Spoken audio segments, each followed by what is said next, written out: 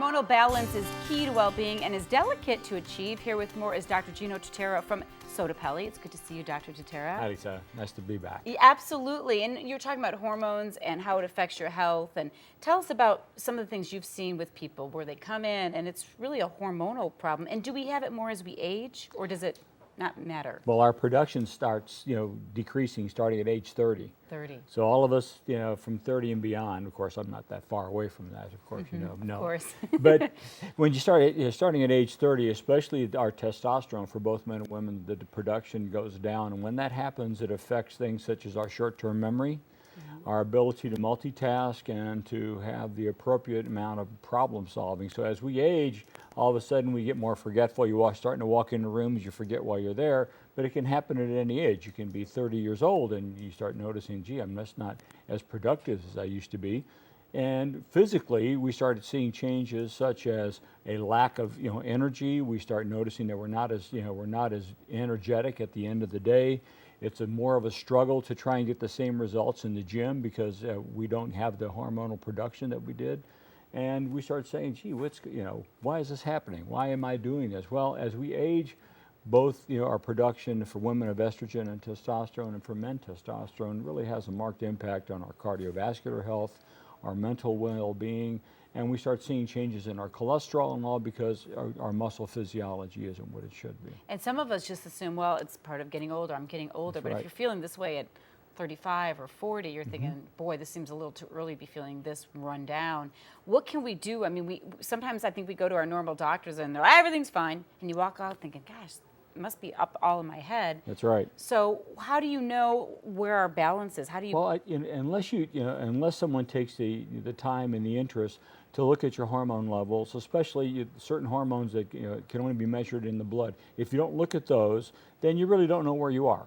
And yes, they'll go through and they'll say, well, gee, your liver function and kidney function, all that is fine. But then explain to you, it's hard for them to explain to you why you're so fatigued, why you don't have the energy that you once did, why exercise at the gym takes you 2 days to recover rather than being able to recover the next day. And all of these things gradually build, and we keep saying, well, it's just because you're getting older, Right. It's not that. It's because as we age, we do lose our hormone production, and that's what accelerates the aging process. So if we have a way like we do with being able to get hormones into your system 24 hours a day, 7 days a week, this is the true replacement that you get, because using creams and pills and those things is just a very short burst and a bump, whereas using the pellets that we use gives you a continual presence of hormone, because you can't get back all those things unless you reproduce what the ovary and testicle used to do, which is produce hormone continuously. And you talked about a pellet, in case people aren't familiar with what you do. It's a small pellet that you just put underneath the skin, correct? Yeah, and it slowly releases? Right. It takes just a few seconds to do. It's a relatively painless procedure, and it basically, from about the moment that they're placed in, you start getting hormonal secretion that's controlled by your heart rate and cardiac output. So you have internal control. This is the only form of therapy that allows your body to control the hormone. Whereas when you put on creams or take a pill or put on a patch, it basically controls you. You have no control over that after you apply it or take it.